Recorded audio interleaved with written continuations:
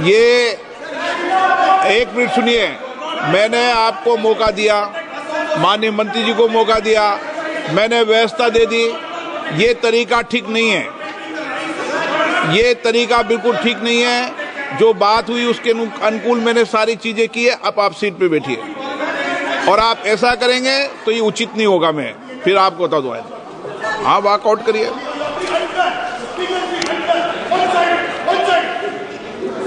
माननीय सदस्य, 5 आप बोलते समय ध्यान रखना, रिकॉर्ड में नहीं है। अगर रिकॉर्ड में होता ना तो मैं सदन से आपको कार्रवाई कर सदन से बाहर निकलता।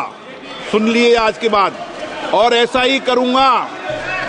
सुन लिए, आप सीट पर आके रिकॉर्ड में बोलिए, मैं अभी कार्रवाई करता हूं आपके खिलाफ। बोलो, सीट पे जाके रिकॉर्ड में बोलो, अभी कार्रवाई करता हूं। चलिए चलिए चलिए।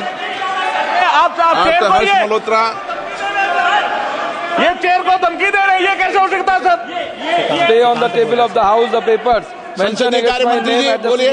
संसदीय कार्य मंत्री जी बोलिए। चेयर को कैसे धमकी दे रहे हैं? They are threatening to the chair. Sir, अभी जो माननीय लाइए प्रस्ताव, लाइए, तैयार कीजिए। दयानिधि मारन जी, सर मैं सर लाइए प्रस्ताव, लाइए। कदम में बैठाता हूँ, लेकिन संसद की मर्यादा से सदन चलेगा। सर, अगर कोई सदन की मर्यादा को उल्लंघन करेगा तो उस पर कार्रवाई होगी। मैं सर अगर सरकार नहीं लाना चाहता, मुझे कार्रवाई करनी पड़ेगी। एक मिनट, मैं अपना बात रख लूं सर, मैं सिर्फ इतना बात रखना चाहता हूं कि आप उस आसन में, चेयर में बैठ करके आपने इतना फेयरली सबको बराबर दर्जा दे करके सारे साइड को आपने बराबर समय दिया है, सारे मेंबरों को बराबर आपने टाइम दिया है, कभी भी आपने पक्षपात नहीं किया है। ये जो आज हमारे माननीय सदस्य दयानिधि मारन जी ने जो टिप्पणी की है और आसन के ऊपर में सीधा जो उंगली उठाया, मैं उसको खंडन करना चाहता हूं। और उसको मैं निंदा करता हूं। और सर, जरूरत पड़ने पर सरकार की तरफ से हाउस का सेंस लेकर के उचित कार्रवाई जो भी संभव है वो उठाना चाहिए, लेकिन हम सदन का सेंस लेकर के हम आगे कदम करना चाहते हैं। Item number 8 Shri Harsh Malhotra.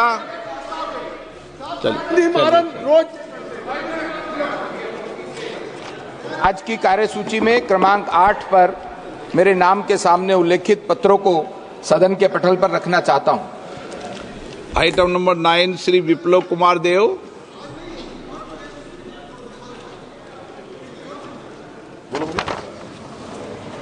Honorable Speaker Sahab, I raise to present the first report, Hindi and English version of the Committee of Absence of members from the sitting of the House as listed against my name at serial number 9 in today's order paper. Dhanyavad. Item number 10, CM Ramesh.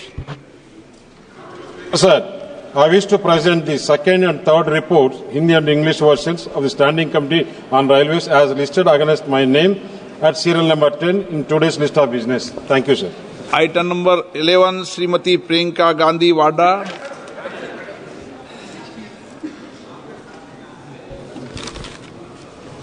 Sir, I rise to lay on the table a copy each of the following 3 reports in Hindi and English of the Department Related Parliamentary Standing Committee on Home Affairs.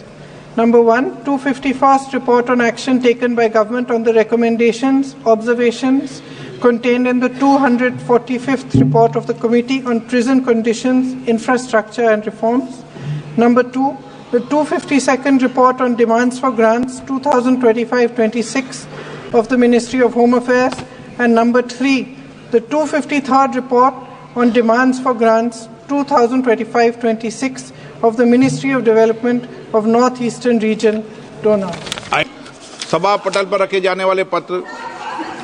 Item number 2 Shri Nityanand Rai महोदय, अध्यक्ष महोदय, मैं माननीय गृह मंत्री श्री अमित शाह जी की ओर से आज के कार्यसूची के क्रमांक संख्या 2 पर उनके नाम के सम्मुख उल्लेखित दस्तावेज सभा पटल पर रखता हूं। Item number 3 Shri Arjun Ram Meghwal.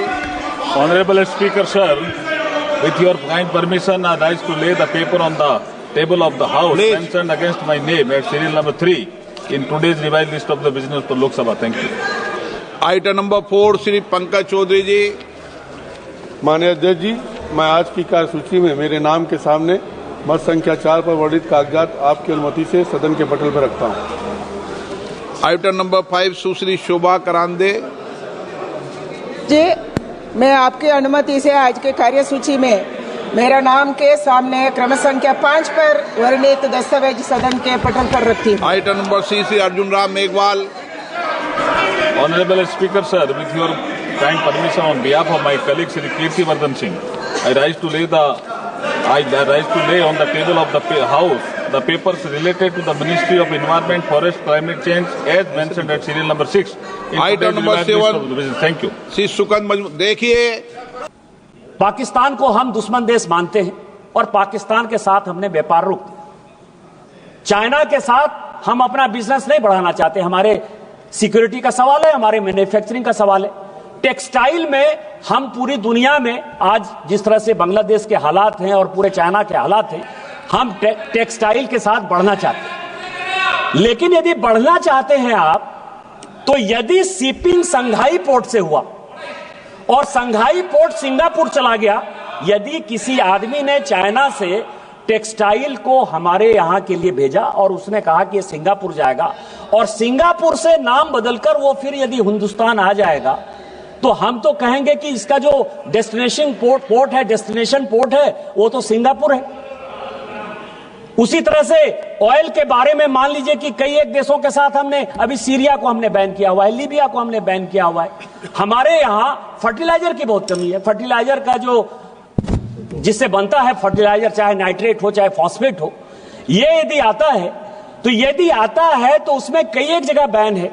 तो जो पोर्ट है, कहां से ये कंसाइनी को दिया गया, कहां शिप पर ये लोड हुआ, कितना केजी लोड हुआ, कहां से ये शिप कहां गया, उस शिप से फिर वो भारत में किस तरह से आया, या भारत में जो लोड हुआ। जैसे मैं आपको बताऊं कि ब्लैक मनी की बहुत बात होती है इस देश में।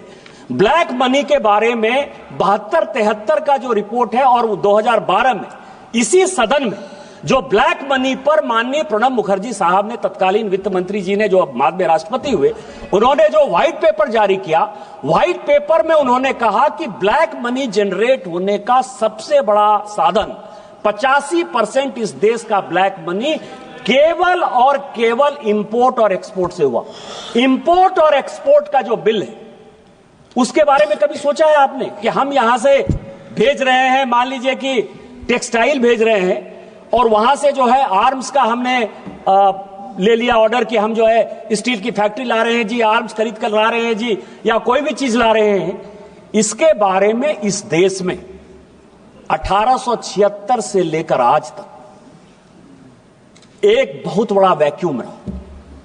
जिस इलेक्ट्रॉनिक्स की बात करते हैं कि ई बिलिंग होनी चाहिए, इलेक्ट्रॉनिक बिलिंग होनी चाहिए, प्रेमचंद्रन साहब आपकी जानकारी के लिए पूरी दुनिया में 45 मिलियन बिलिंग होती है, लैडिंग होती है।